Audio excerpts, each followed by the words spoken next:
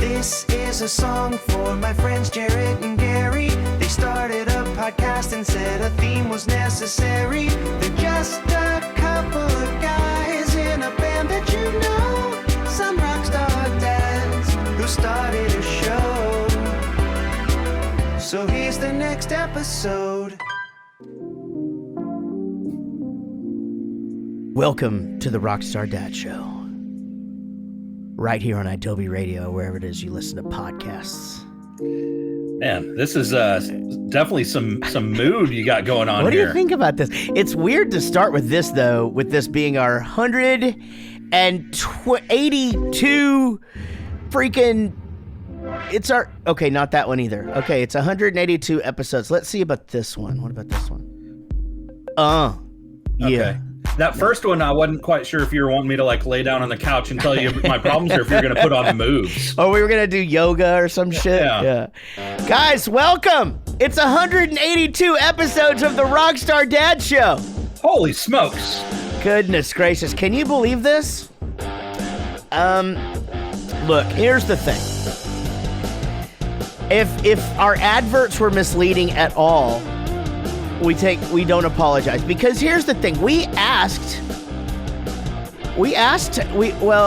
thought about asking. Basically what we did is we just asked a bunch of people if they would ask the guys for us to come on the show today.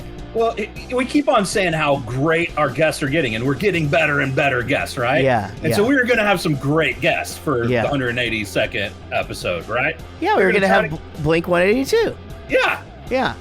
But we didn't get them. No, we did not. No, because that's the thing, right? It's like when people are like, you know, hey, do you guys know Blink 182? Like, I mean, have we met them? Sure. Have we like stood in a line for them with them at catering and like had a small chat? Absolutely. I have an old email for Mark Hoppus, but I've tried it like twice in the past and he didn't answer me, and I just don't think that I can take that third rejection. You know, like, yeah, I mean, and Rob has his story about Mark getting him up on stage for on side stage for the last Warped Tour. They knew who we are. So and you know, and the thing is too is like they have kids, so there's no way their kids don't know who we are, because we, you know, I mean, even just the Phineas and Ferb tie-in is like a guarantee. But we don't have a direct line to them. Well, so we tried a little bit. So we went to look. The radio station that we're on, Adobe Radio, is owned by a bunch of pop punk guys.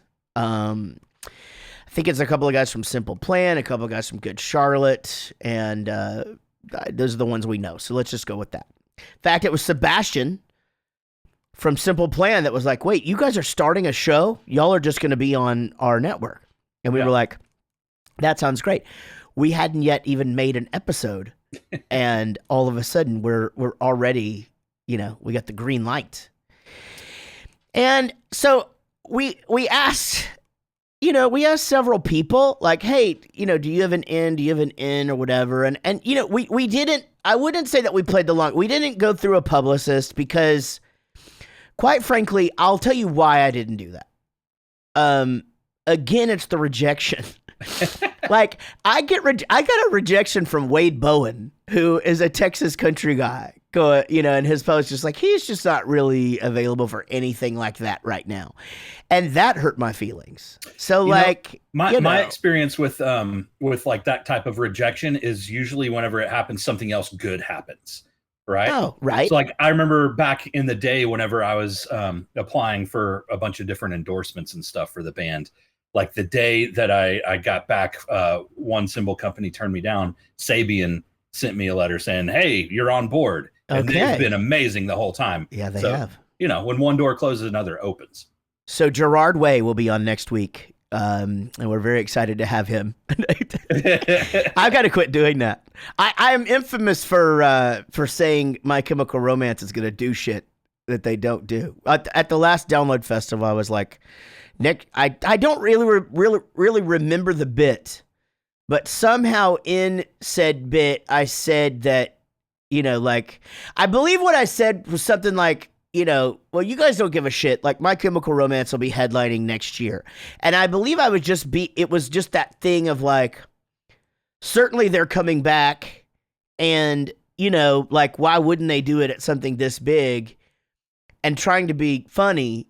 And that made the press. And then their guitar player, Frank, was asked about it. And he said, I thought maybe he was pissed at first, but then I reread this quote, and I think it's actually that he had a good sense of humor about it, because he said, if we were going to get back together, wouldn't it be funny if that's how we decided to announce it?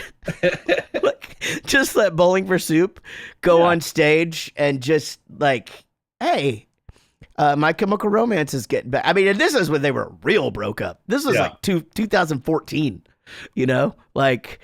That it was like they you didn't even see him anymore, and that dude that I'm talking about like had a solo career, and that's why he was getting ass shit and all that. But I think that should just be like the new path to all major pop punk announcements should just be through us. Yeah, I agree with that. Yeah, that we finally found our place, right? Like, we're not the cool band, and we're not like the band that everybody who's cool wants to. I mean, everybody's nice to us, right? Like, and when they see us, everybody's happy to see us. But then it's like, oh, do you guys want to go on tour? Well, we got this other thing that's happening over here. And so then they go do that. Like, Story of the Year. Like, we were talking to them about touring forever and ever and ever. And then they're doing like Knot Fest. It was like, oh, okay, well, they're just doing like heavy shit. And now they're touring with Yellow Card. And it's like, not that they don't think that we're cool as people. We're great friends with Dan, right? I mean, my goodness. I was terrified of him in 2003, and now he's my boy. We're the like the friend that everyone wants to hang out with at like the local bar, but they're not going to invite us to go on vacation with them. You know what we are? That's exactly right. You know who we are, Gary? We're like back in the day when like my mom would tell me that I could have a friend sleep over because they were going out to eat or whatever. And like, I went down the list and like was calling like dudes that I didn't even talk to in class. Like, hey man, you want to sleep over or whatever? And like, we'd have a great night. That'd be, have some fun or whatever. Like, show each other our dicks and, like just do all the stuff boys do and all that. And then, like shoot frogs with blow dart guns and just have a hell of a time. And then, went right back to my, I mean, I wasn't mean to him, but I, right back to my friend group when I got back to school. Okay. I was going to say, like, did they like, show you the cold shoulder afterwards? And it may be because you showed them your dick. Not them. No, Gary. I don't know if you know this or not, but I was a sought after friend. All right. In all 13 grades of school, I did not have a problem being one of the cool kids. However, I was friends with everybody, and I was not one to, I wasn't mean to anybody. And in fact, do you know those things? You might not say them because you don't ever fucking say anything. But there's things that you say in your life where you're like, man, I really wish I wouldn't have said that. And like, it just like sometimes I just think about it while I'm driving and it like gives me like like I get the shivers. Yeah. Like it's, and anyway, like I can remember like saying a few things to like girls, not like inappropriate, but like just mean shit, like we would, like if one girl touched you, you would like, I've got Michelle's germs. And then you'd like give her germs to somebody else and you'd go force field, and so that's one of those things that like that in itself doesn't sound that bad. That's just kids being kids. Yeah. But like where that gets bad is if every time it's the same kid that you're doing that to, then it gets bad. But my heart. Of course, yeah. And I can't stand that I did that. Like I'm serious. That's actually a real one. What I did, Gary, was I looped you into a hypothetical story. And then I told you some real shit so that I could get it off my chest. And I just used this fucking platform therapeutically. And for that, I want to thank Blink-182 for not being here. Yeah. Because we would have never got to that, Yeah.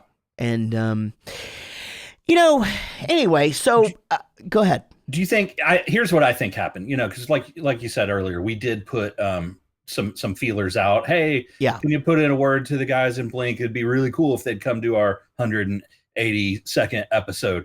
Yeah. And what I think happened is our people just didn't get in touch with their people. No, the two people did not connect. Yeah. In a way that would have Blink-182 here talking to us today. That's pretty much the gist of what went down, Gary. God, that is a good observation by you. That is really good. I think we put the ask out and people are like, yeah. But then I don't think they got in touch. Well, so one of the girls that is high up at Adobe has relatives that are like all like pop punk royalty, but not like us, like they're like really with it. And we asked her like, hey, could you get them to ask? And like the response was, yeah, we'll try. And then it was like, yeah, they don't really know them. And then it was, I don't know. The thing is that I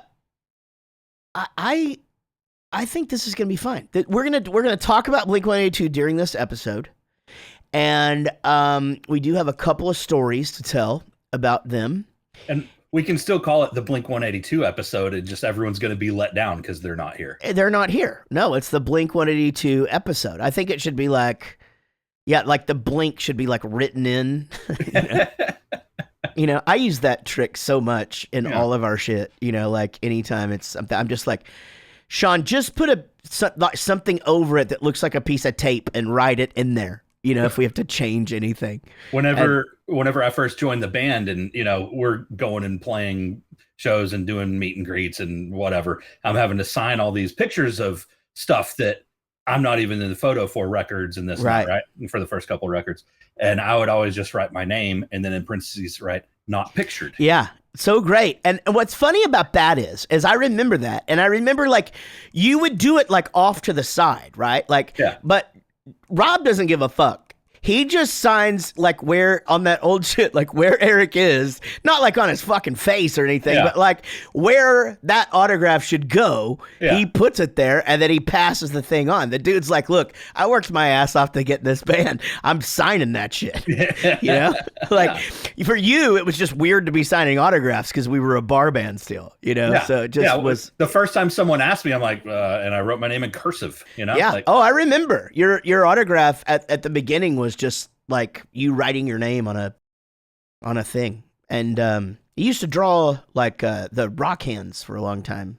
Yeah. And now you do your 55 thing. Yeah. The first time I heard Blink-182 is the same person who played me MXPX. Do you know who that is? I would guess Eric Walker. Oh, that's a great guess. No, more tied to you, less tied to me. One more guess. Lance. No, more tied to you. Yeah. Gotcha. Then it's got to be Matt Morris. Matt Morris, your old bass player from Gary and the Wiseman, and a great guy who actually just got through going through some crazy shit with ulcerative colitis, and it sucks because I have had that since I was very young, and it's just some people's battle is so terrible. And so I'm just glad he's on the mend, and it was good to hear from him. He's on the mend, and not only that, he has some really great news that I don't think I should break on this show, but he's got some good stuff going. Okay, well, I love that. I can only guess, but we were in his. I'm going to be honest about this. This is not the same. So it's not the same trip. Because when he played me MXPX, we were somewhere like over on Caulfield, Southwest Parkway in Wichita Falls. But when he played me Blink-182, I was buying you guys beer. So he took me to the store and I bought you guys beer, and then I got back in the car, and then he brought me back or whatever. And do you think that was Cheshire Cat or Dude Ranch? It was for sure Cheshire Cat because I did not like it. I did work to do. I did not like it at all. Like, and that's the thing too, is like, I feel terrible about this, but here's the thing that I've realized, and we've talked about my musical tastes on this show quite extensively. Because there's bands that I like now that back then I was just like, that is fucking garbage. Like Fugazi, for example. I was like, that's unlistenable. That's fucking terrible. So I do wonder if I went back and listened to that now, if I went and listened to Cheshire Cat and like early MXPX, if my taste would be different. But there's just this thing that I have with in-tune vocals. Sure. I like them. Yeah. I've always had like I can listen to a band, and I know you can too, but I'm saying like even back then, like I had this thing where I could go, man, these songs are cool, or the production's horrible, but it's good. The band's good, the song's good, whatever, right? Or vice versa. There's times that it's like, man, these people are so good, but I just don't like it, right? Yeah. And so that record to me was one of those, like, it was really cool songs, and they were doing cool stuff, and they were at that point, they're a little bitty, pop punk rock band, but they're bigger than anybody in Texas, like they were setting the tone for the scene. And to me, being like a 17-year-old kid, that was really promising, because the band that I was in whenever we were 17, and we were really good. Now we didn't have the songs, and we didn't have the idea of how the business and all that worked, but technically we were good. And so whenever I hear bands like that and they were, blowing up and doing things, it was like promising to me, I see exactly what you're saying, and that makes a lot of sense. Actually, we need to take a break. When we come back, we're going to finish this conversation, because I'm sorry I was not watching the clock. You're listening to the Rockstar Dad Show. Gary is in mid-thought, and we will be back right after this. Y'all listen to this.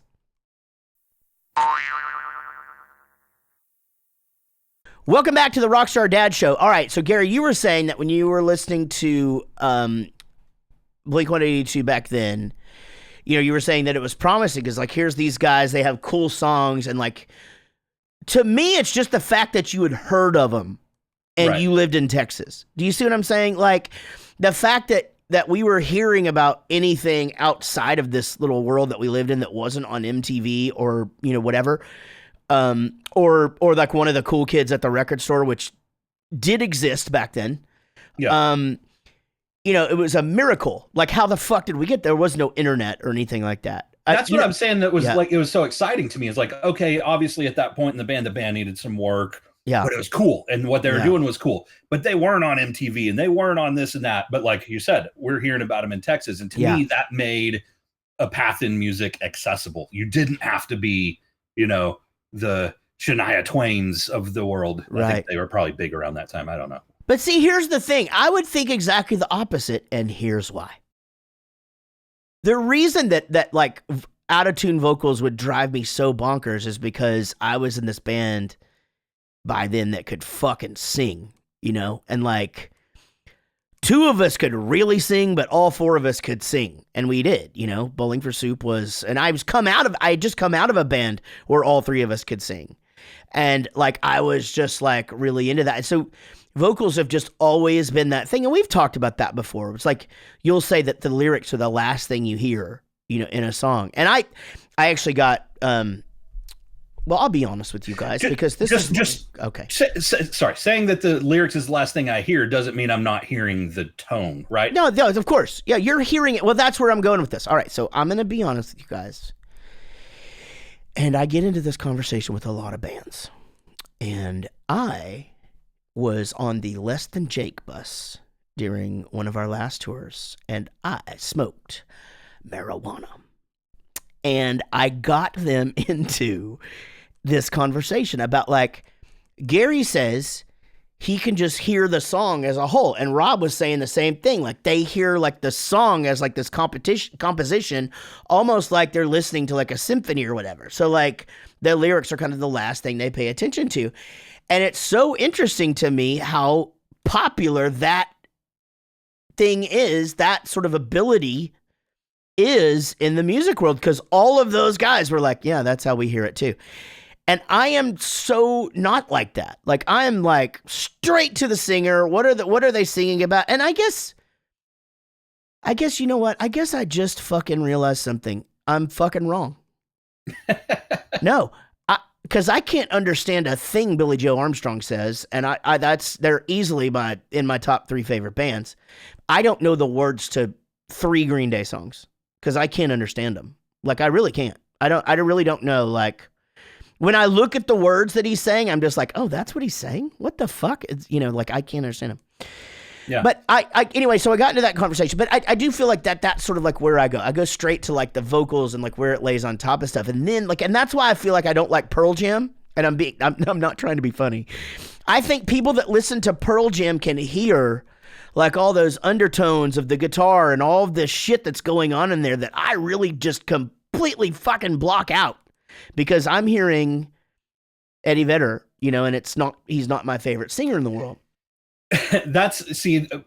Going back to like not listening to the actual vocals, but like most of the time the vocal melody, that's it. It's a melody. It's like a guitar part, or it's like a trumpet part. It's like the leading part.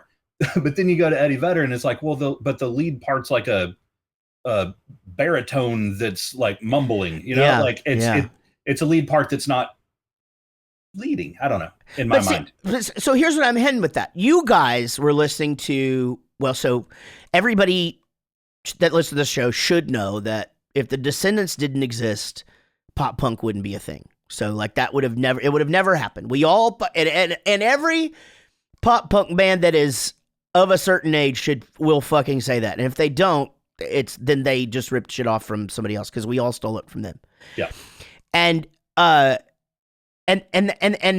it's funny because I don't think they really even realized that till they were like back together for a while and we all started telling them. Because I remember when we had Stefan on the bus the first time and I'm like, you guys realized you guys like invented this shit? And he's just like, what? Because they were playing with hardcore bands when they were kids, And whenever they took their hiatus though, like they weren't as big as when they came back. So that lines up with what you're saying is like when they started to come back, they were doing festivals and everyone band wise, at least, is like, holy shit, let's go see them. And I'm sure there's plenty of the crowd, but like plenty of the audience. But as they started coming back and doing shows, they're doing bigger shows than before. Yeah. And so that band is fairly technical sometimes.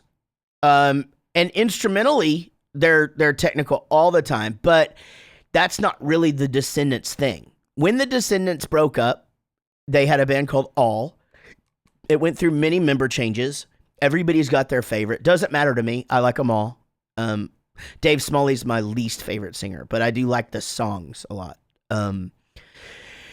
They were technical as fuck. Like it was almost like this punk rock jazz shit that was going on. And that's what Gary's band sounded like at 17-year-old kids. Like that's what you guys would do shit. And it was just like, that is fucking insane. It was like you guys were the kids that actually sat in your rooms and learned how to do all the stuff that like by the time I discovered punk rock, I was already in college and like working and just really chasing, for lack of a better word, vagina.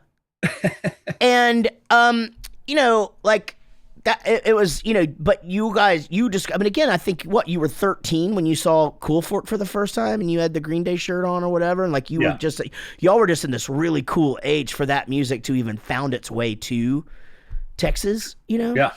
And, but that's the thing is what I wonder is like when you guys listen to things like that. So this is a long way around me saying where you're listening to it and you're going, okay, I'm hearing Blink-182 or whatever. And I'm like, oh my God, there's hope for, us or whatever. Are you sitting there going, man, we could fucking smoke these guys? You have to have a little bit. I think at that age, like going back to what I was saying, like I could understand that, hey, this doesn't have the production value. This doesn't have, they probably didn't have the money, the budget, the time to put in. And so I was probably pretty forgiving of quality. And I was just like, hey, this is really cool. We can do that. And let's steal ideas from this. Yeah. And we'll steal that, but like, we'll do it better. Or faster. And we'll all hit the same thing at the same time. And, Yeah. It's funny because you look at like how tight Green Day is now, and even those first records were loose. but I don't know. Their vocals were just kind of like always on. Like there's a little bad note here or there, but like I think that's why they just appealed to me. And I don't know why, like Screeching, and of course, obviously Milo, the Descendants, like those harmonies can be loose too, but there's something intriguing about them. Anyway, what I'm getting at is then I heard "Damn It" for the first time, and I was like, it's fucking over. Like I remember when Bowling for Soup played an Edge Fest, which was a big radio station here in Dallas, and I think we were, it had to have been like 97, 98. I don't know when that song came out. But they were still in a van. And I remember being so surprised because I was like, that's the fucking best song ever. Like it's, that song is, this is unbelievable. Like it's fucking over. This is going to be the biggest band in the world. And then, of course, obviously the rest is history when the huge record came out a few years after that. But, what happened was before, so I think it's like during those years, because it's before they got like really, really big that we played the show at Reunion Arena with them, right? Yeah. So that was 99. Yeah, 99. It was after Dude Ranch, but like as the next one was breaking, right? Right. Yeah. I was going to say Hoss, but that's Lagwagon, isn't it? Yeah. All right. So you're listening to the Rockstar Dad Show right now, and I know nothing about Blink-182, but I'm going to tell you a story. Chris would always do awesome shit. Like anytime we asked him to, or the guy would just awesome. Like he had a Hooters outfit that he would wear. Like he would dress up as a Hooters waitress, and we got him one time to serve this band hot wings, like while they're in the middle of a song, like in the middle of their show, and we were the opener, and then he had this ballerina costume made, and you can see it in the Bitch Song video because he still had it. But we played the show at Reunion Arena, and we won a contest to be there. So Bowling for Soup, the Dallas radio audience chose us as the local band that would open up a show at Reunion Arena featuring Low Fidelity All-Stars, who I still don't know who that is, Blink-182, and Bush. And this is a big night in our history. You've probably heard some stories from this night, and you might not have put it all together that this is one night. But this has to be one of the most epic nights of our lives, because we were we were young, but we were also, we had just signed our record deal, but like we weren't, like we hadn't put out anything yet. Gary had been in the band now for, almost a year or so, and, we things were clicking on all cylinders, and we were kind of king shit in Dallas, and so we win this contest, and part of the contest, they pick us up in a limo in Denton, and they take us to the show, our guitars in the back, and, I think we had to have our roadie, Sweet Charlie, actually didn't get to ride with us. He had to drive our shit there in the van, but we, it's one of those things where we had to do it because it was part of the contest, and yeah. So we go in and we play our show, and we do a really good job, and we play or whatever. And so Low Fidelity All Stars play, and then Blink-182 are up there playing, and we're watching from side stage, and Chris Burney puts on his ballerina costume and just goes up on stage and just frolics across the stage dancing, and he takes a bracelet, he swears, and he put it in Mark Hoppus's pocket, and I have just always thought just about that time and just how just silly and what's funny is it really wasn't, we weren't even drunk yet, because like this was back in the day where like we would kind of drink after the show, and even then, there's a story about this, about the alcohol, by the way, too, but I don't feel like we were even fucked up. No, I think a big key word there is yet, because later in the night we were, but mm-hmm. Yeah, you're right. Like, I don't remember if we even had access to much alcohol before we played. We had a few. If you remember, what was happening was they were having to bring it to us from the vending. Yeah, and so the pain in the ass. The lady was having to walk it down, like, and our manager at the time fro would like have to go up there and like they would have to all carry these beers down, these big ass fucking arena beers. And so at one point we don't have any left and they're shutting down and there's a delay in the show, and which is a whole nother story of the night. But what happened was we had been taken. We met a police officer, was the security guy. He just absolutely fell in love with our band, and he was like, "Do you guys want to see the Stars locker room?" And we're like, "Fuck yeah, we do." And so we go in, and we're like in the Dallas Stars locker room and acting like little children, just idiots, putting on all their fucking pads, and we've got hockey sticks, slapping shit around, and suddenly in walks Brad Lukowich from the team, who to this day is still a very good friend and just lives right down the street. Winner of 2 Stanley Cups, by the way. And but anyway, we're like, asking him questions and taking pictures and talking about beer. And he goes, "Oh, I know where there's some beer." And sure enough, under the sink in the locker room is a 6-pack of beer that the goalie, Ed Belfour, has hidden down there. It was more than a 6-pack. For emergencies, was it? Yeah. It was a case. It was like an 18-pack, I think. Of Canadian beer, right? Like Labatt Blue or some shit, And it was shit we don't normally drink. But yeah. And therein lies us getting pretty drunk. Well, Bush was delayed getting to the show. We've heard various rumors as to why, but basically the venue was about to riot. People were lighting trash cans on fire. It was like they had to turn the lights on. Like people were getting fucking rowdy because we're talking like Guns N' Roses late. Like they had been waiting over an hour. I mean, it was getting dire. And so the station came to us and said, "You guys want to get back on stage and just do something?" And I'm like, "Fuck yeah, we do." And so out we walked, and we did the Wave. We did New Kids on the Block songs. We did Row, Row, Row Your Boat in Rounds. We had everybody sing Kumbaya. Chris Burney gave a drink to somebody on the front row that, he probably should have checked their ID, but, we must never speak of this again.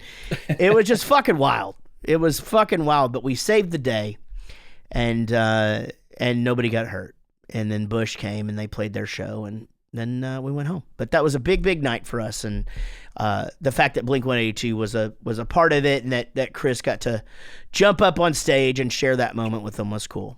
Well, and they were super accommodating. They, I don't know how much they know or were aware of this, but like their crew was super accommodating because we're playing the show and it's not our show, it's not our gear, it's not our equipment, and a bunch of stuff was fucked up, and they allowed us to borrow a bunch of their stuff. We were little kids, man, and we didn't even. I mean, we're the same age. I'm the same age as them, but like we had never done anything like that. We had, and I remember this now again because this is not the first time this happened.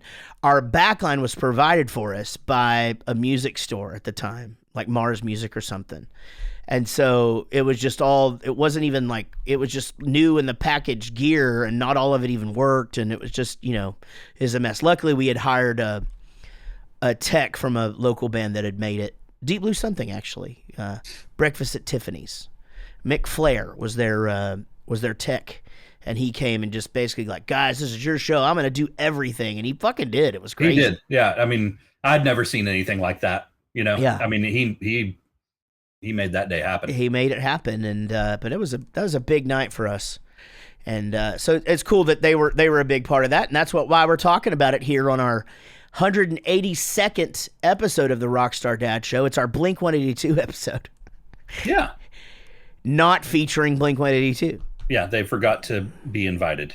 The other story that comes to mind about them is when we were doing Reading Festival with them, and we were all standing side stage watching their show and just watching Travis Barker hit all the drums all the time. And even the cymbals. He even hit the cymbals. Like he was just hitting shit. And off he went. And we're enjoying the show. And then this huge security guy comes up and goes, "Okay, I'm going to have to ask y'all to leave the stage." And we're like, "Oh man, come on, dude. What, fuck, that's not cool. Like we played, like we're a band, Why can't we stay up here or whatever?" And as soon as we got down and sort of like off to the side of the stage, we realized why. They had a huge thing behind them that just said fuck.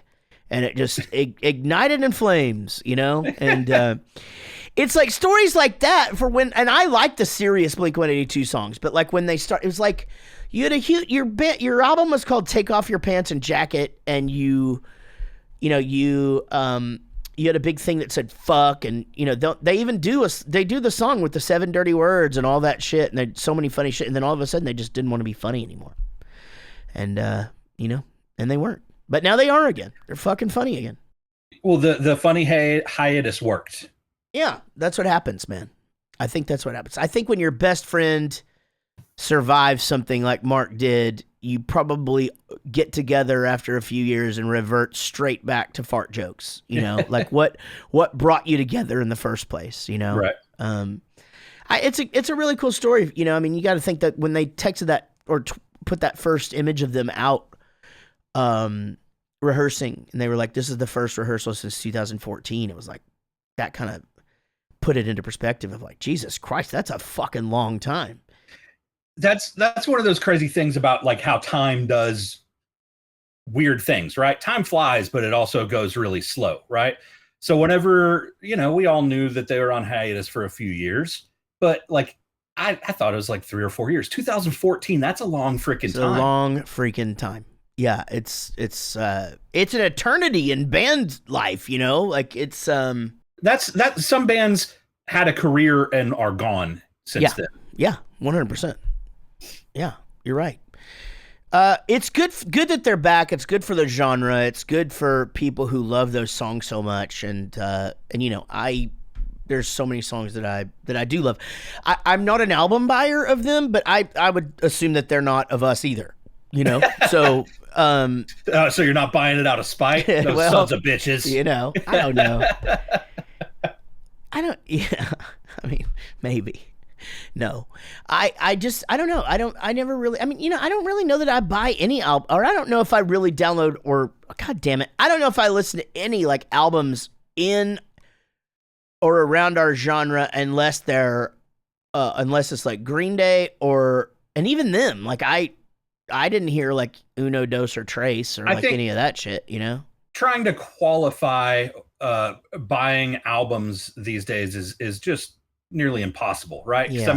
You have your whether it's Apple Music or Spotify or what, you have everything if you want it, right? Yeah, right. So it's really kind of hard to go whether you buy their albums or not. The question is, to me, would be more if you didn't have that, right? If we were not in the streaming, if we were still in CD time era, like would you buy that? And how can you answer a would you type question? I feel like we had that. What's the one with the nurse on it? What's that album called?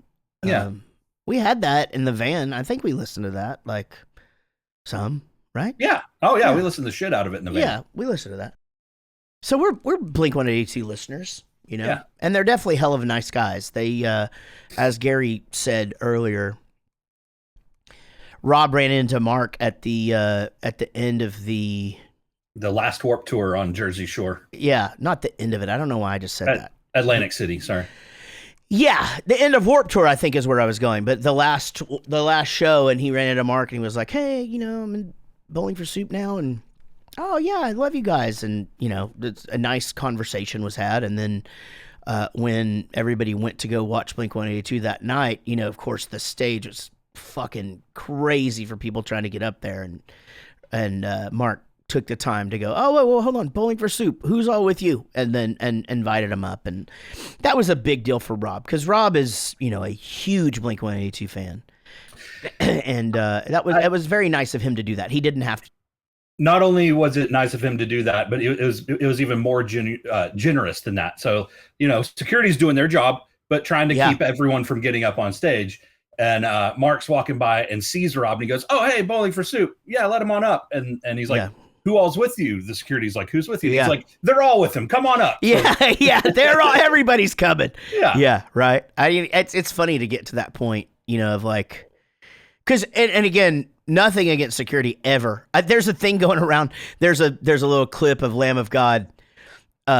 the singer is coming up on stage at like a big festival or whatever, and they're like, okay, let's see your pass. And he goes, I don't have my pass. I'm literally about to sing this next show or whatever, you know, and the lady was like, oh, I'm so sorry. And he goes, no, please don't be sorry. Thank you for doing your job. And I was just like, God, why can't every fucking band just be that gracious? Yeah. You know, so like, how many people get a chip on their shoulder and puff up? It's like, no, just right. Dude, the reason that you're safe here is because that person's asking for your pass. Be cool. I'll be honest. I don't carry a pass when we're on tour, and I don't think it's funny, and I don't memorize the bus code. I do think it's kind of funny now, but like, because I would lose it, and I'm just not good at that kind of thing, and I don't memorize the bus code because there's so many always on there, but anyway, I don't ever have a pass on me. And the thing is I'm enabled by that because people were like, look, dude, everybody knows who you are, and your face on the poster, and people are going to see your hair, and you know, whatever. Every once in a while I get stopped, and I am never angry about it. Like it's more funny. Like, okay, I don't ever carry a pass. Can you just walkie-talkie my tour manager or something? Or then somebody walks up and I get in, you know, but I'm never mean about it. Like we do know of bands, we're not going to say who they are, but there are bands. There's one band in particular that I know for a fact that when they have their security meeting, they are shown photos of the members of the band and told with absolute I don't know how to word this. Basically, do not stop these 4 guys and ask them to see their pass. Memorize their faces and let them do whatever the fuck they want to do. And that has to be said and it's just like, these are not, most of these security people, it's not even their full-time job. They're out like trying to make a few bucks on the weekend and see a show, you know, and like, it's fun to be associated with it, or maybe it's not, I don't know, but good Lord, like, especially this day and age where like, the safety of you as an artist is fucking it's teetery sometimes, you know? Like, just be gracious. And you know what? You know what how that security meeting should go, Gary? Ask every motherfucker that walks through this door to see their pass. Here's no matter pass, what. Like everyone needs one, yeah. How fragile is the ego, or how sheltered or spoiled or privileged, I don't know what the right word is, if like that the process of being asked for a pass is going to be the worst thing that happens in your day and upset you that much. Come on. Yeah, it's like that's the fucking wave that rocked the boat to just put you over the edge, and you're just like, fuck it, now I can't perform correctly. You know, like what am I gonna do? Sorry about your show, Atlantic City. Fuck, the security guy asked me to see my pass. Fuck you. We just can't do it now. No, can't fucking do it. And imagine, like, you know, it's not all, I mean, I don't know, maybe, but like, let's say there's 4 guys in the band. Like, you know, like at least 2 of them are going, man, this is fucking bullshit. Like, you can fucking ask me for my, I mean, I don't know. Yeah. You know, there's one of them that doesn't give a fuck. Yeah. The other one's like, yeah, well, whatever. Probably. Each band has their own things, man. You remember, we had a friend that worked for 30 Seconds to Mars, and 30 Seconds to Mars had a thing. And the older I get and the louder our crew gets, or got, they're not really like that anymore, but the more I understand this. I used to think this was horrible. But they had band time on the bus, so it was just like basically 1 to 3 or something like that. Crew guys were like, hey, get everything you need off this fucker. Now, we realize this is your home away from home, but you're not allowed on here for the next 2 hours, no matter what, you know? Yeah. And so I just remember thinking, God, what a ridiculous fucking thing. But there's definitely some times in our career since then where I was just like, can the crew just not be allowed in here ever? Like, it just, okay, bedtime, guys.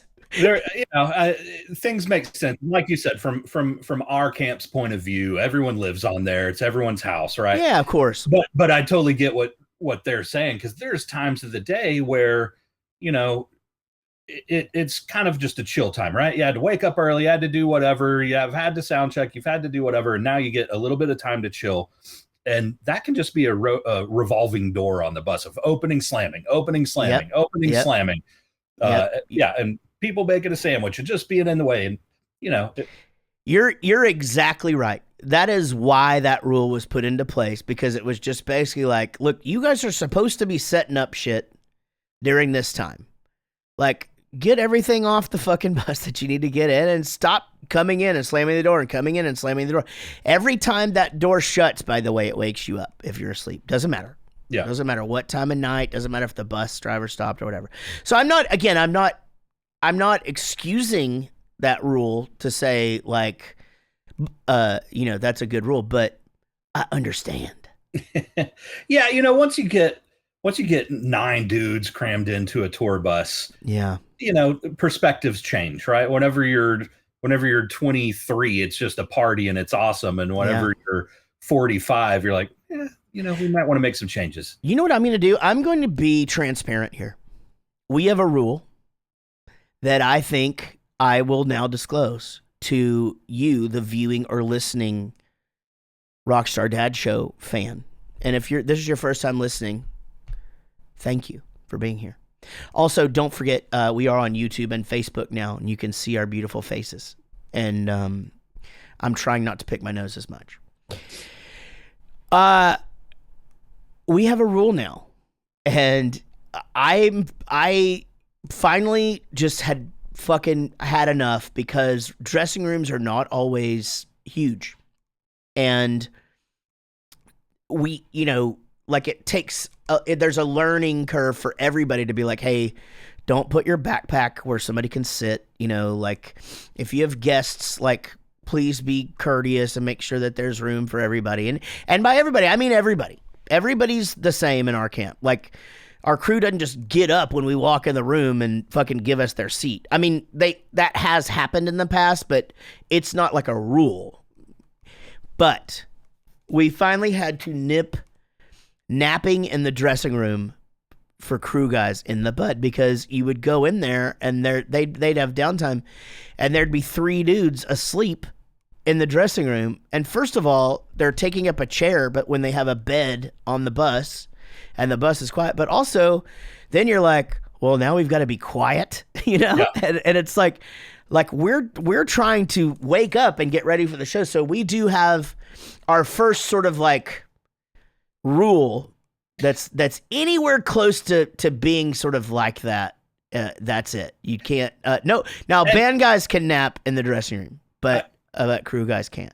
And, you know, just to put a little perspective on that, like, there's times where backstage in the dressing room, there's 4 places to sit. Yeah. You know, so like you have one person napping, even if, okay, there's 4 places to sit. We have 9, 10 people traveling with us. People are sitting on the floor. People are walking around trying to find somewhere else to be. So you have one person sleeping. It's just taking up space. Go to the bus. You have a bunk. Yeah. Go to the bus. You have a bunk. Or you can lay down on the couch in there and nobody will say anything. You know, like if you don't want to get in your bunk and like go to bed, there's other areas to do it. But our sound guy has this a thing where he sleeps. He does a power nap every day sitting up, and it's magical. It's fucking crazy. He does it and he wakes up and he's pretty back. Jealous of it. Me too. But it was like, man, you got to move that from the dressing room, because now our guitar tech's doing it, and now sometimes our monitor guy's doing it, and now it's not Dave, because I don't think that guy sleeps. But anyway, that's our foo-foo rule. We got to take a break, Gary. We can't just keep talking about all these rules, napping and shit. It's going to make me tired. You're listening to the Blink 182 episode of Rockstar Dad Show. We'll be right back. Y'all listen to this.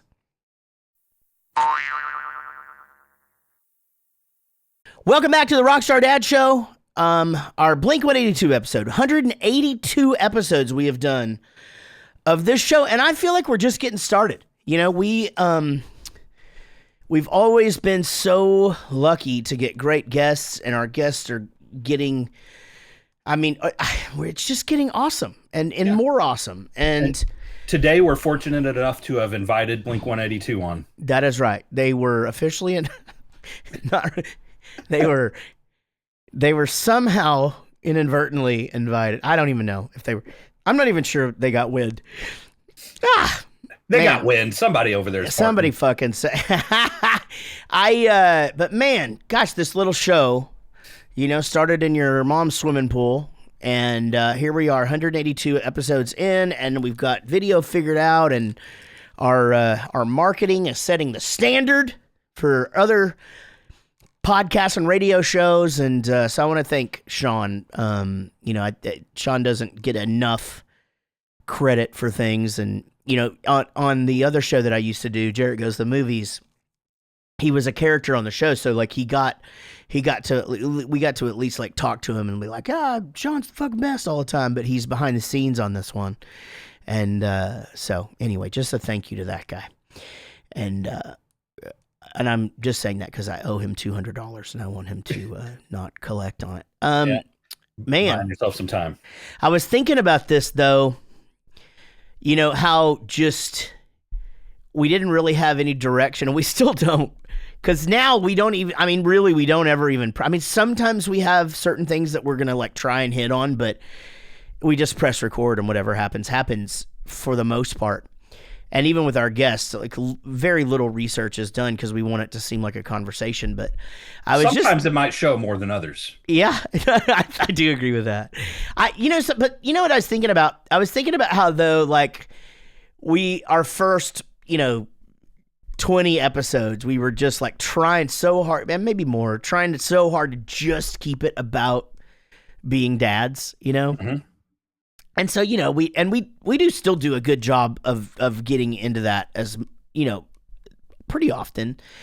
But, it was just like, hey, tell us about your first blowout, with your baby, and like, what's sleeping like, and, this and this and this, and like, what was it like adjusting on the road? And some of those things we can still come back to or whatever, but like, I like it more freeform, and I like where we're at, and, the format's good, and I'm glad we got the video stuff kicking. And, I think like that's where the perspective started, and it felt a little bit too rigid, right? Because we are talking to interesting people that are doing interesting things, and they happen to be fathers. So let's talk a little bit about all of that. Yeah.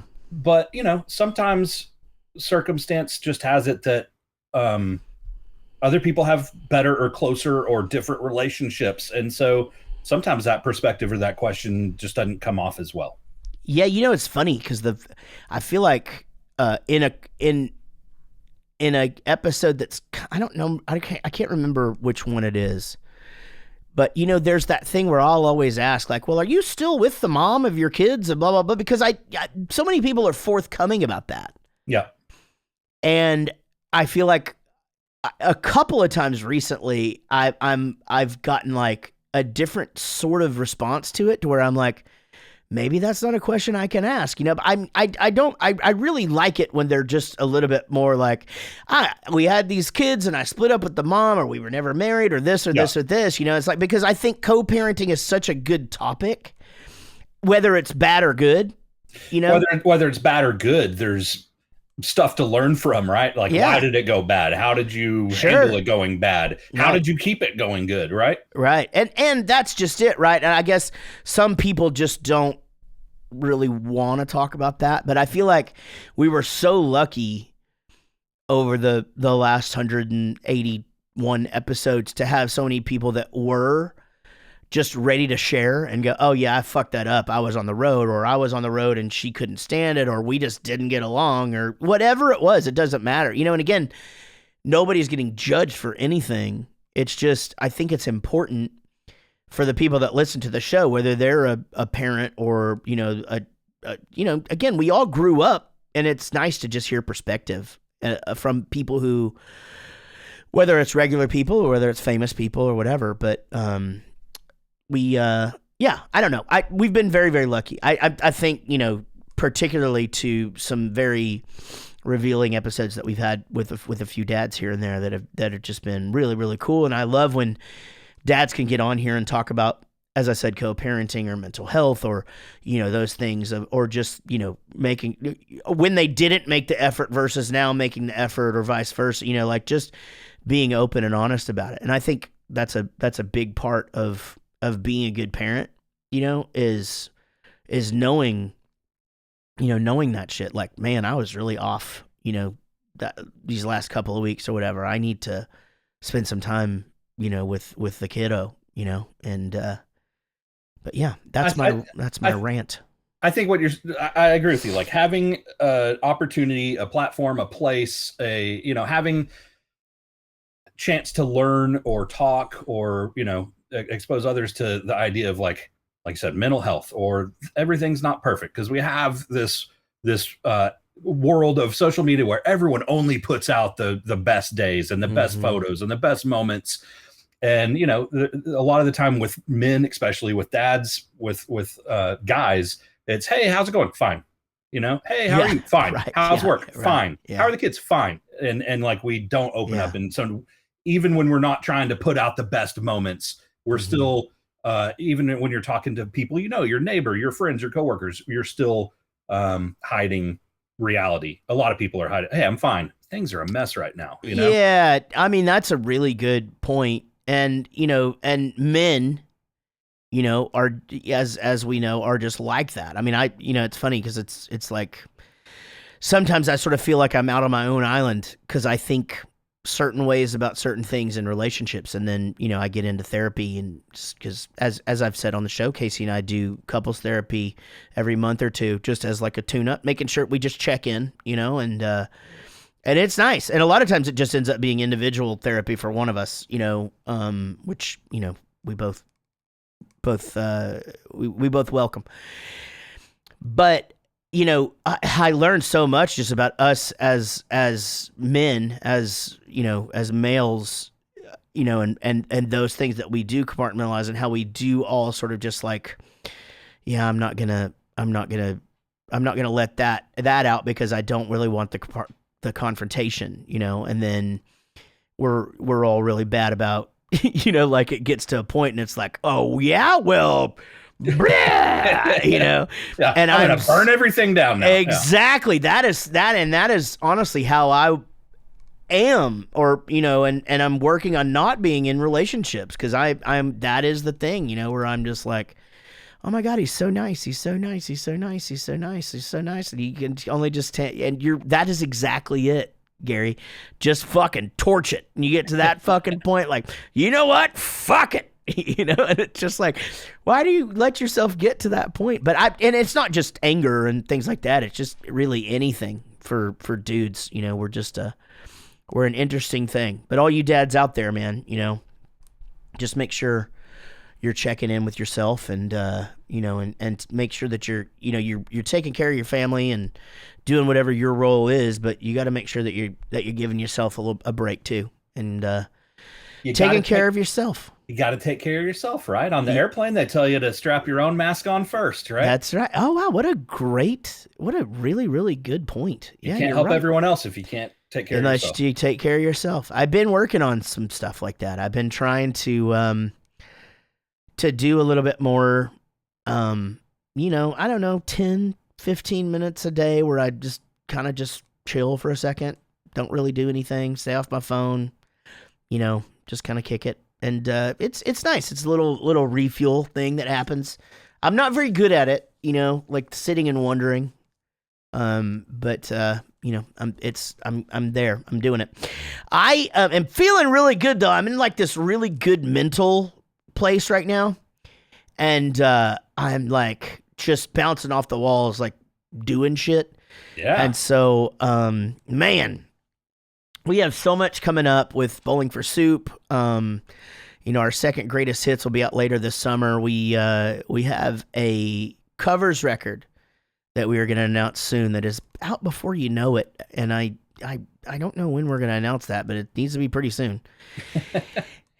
And lots of touring stuff happening and all of that, and then if you're in the Dallas, Amarillo, or New Braunfels area, we are going to be playing shows in early May. And then Jaret Reddick stuff is good, and yeah. We've got the big year of planning coming up for next year, because next year's 30 years. 30 years. We have a lot going on. We're not going to overdo it, but we definitely have some fun shit going on. We'll be back in the UK for sure. We're planning a 3-day weekend here, first weekend of June 2024, to celebrate 30 years. Of course, we'll be touring the United States, and lots and lots of stuff. It'll be good, but we'll be. Gosh, where will we be at? We'll be at like 225 episodes by then. That's crazy. Isn't that crazy? Well, Gary, we did it. We had our Blink-182 episode, and we didn't even need Blink-182 here to get through it. I'd like to thank Blink-182 for being Blink-182 and allowing us to have this episode. Yeah, thanks for being Blink-182, and for everything you guys have done. And for all you do for the genre. And thanks, it's going to sound like I'm joking, but seriously, thanks for Tom, for the alien shit, because that shit's fucking interesting. It's crazy that, like, that dude did it, but holy fuck. Well, Gary, I think it's time to say goodbye. Don't forget, if you're loving the show and you're listening to us via podcast, hit that subscribe button and leave us a review. It really, really does help us in the long run. I want to give a shout out to our brother podcast, Dadcast. Go check them out wherever you listen to podcasts. And I believe that's it. You guys, I hope everybody is kicking ass out there. Gary, I will see you later. Sayonara. Y'all be good. This is a song for my friends Jaret and Gary. They started a podcast and said a theme was necessary. They're just a couple of guys in a band that some rockstar dads who started a show. Until the next episode.